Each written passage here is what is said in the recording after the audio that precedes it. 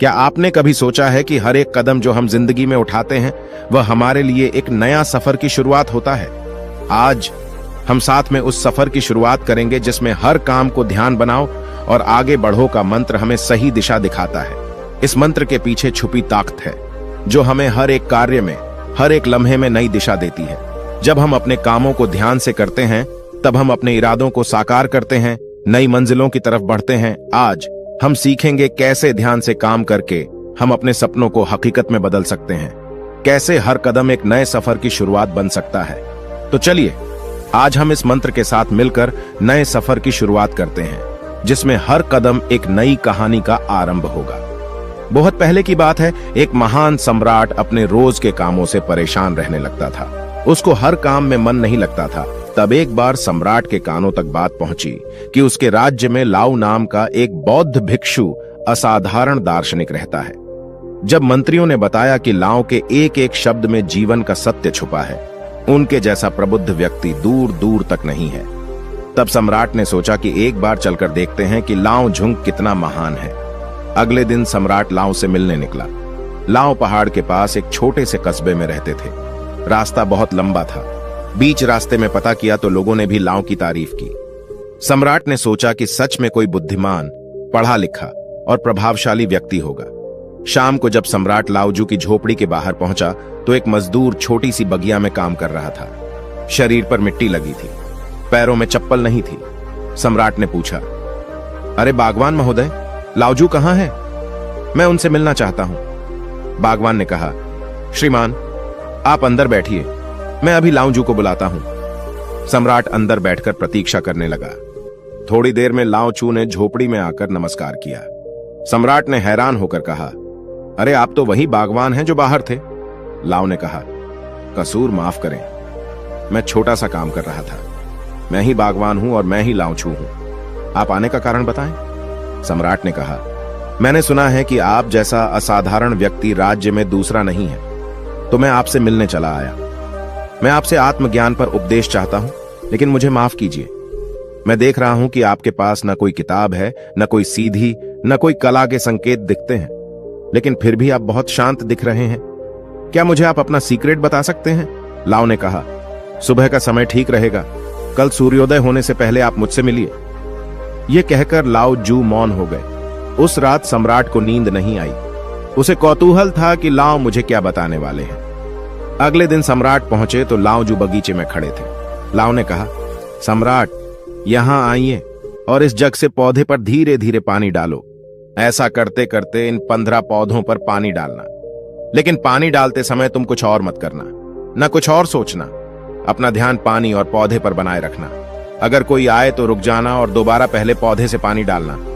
जब तुम सारे पौधों को पानी दे दो तब मेरे पास आना। सम्राट को पहली बार इस तरह का काम मिला था। सम्राट ने बड़े ध्यान से पहले पौधे में पानी डाला, फिर दूसरे पौधे में पानी डाला, फिर तीसरे पौधे पर जा ही रहा था कि वह महल के बगीचे के बारे में सोचने लगा। सम्राट बुद्धिमान था। उसे पता था कि लाओजू की परीक्षा ले रहे हैं। अगर वह चीटिंग करेगा तो पकड़ा जाएगा। इसलिए सम्राट दोबारा पहले पौधे पर पानी डाल ले गया। इस बार वह दूसरे पौधे तक पहुंचा ही था कि पानी डालते डालते वह नदी के बारे में सोचने लगा। सम्राट परेशान होकर दोबारा पहले पौधे के पास पहुंचा।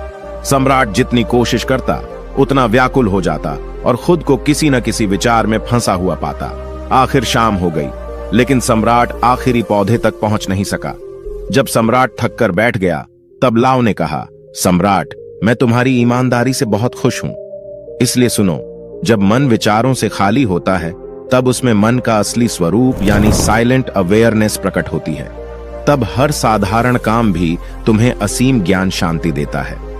राजा ने कहा, लेकिन यह संभव कैसे है? जब हम काम करते हैं तो हमें कई विचार परेशान करते हैं।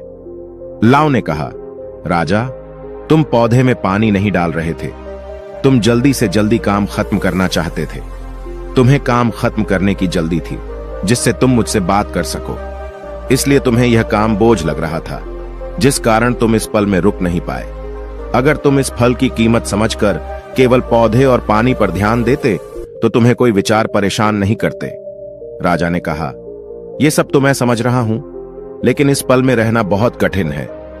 क्या मुझे इसके लिए अकेले रहकर तपस्या करनी पड़ेगी? लाओ त्सु कहते हैं कि शांत मन तो पहले से ही मौजूद है। इसके लिए कहीं जंगल जाने की जरूरत नहीं है। सबसे पहले अपनी सांस पर ध्यान देना सीखो।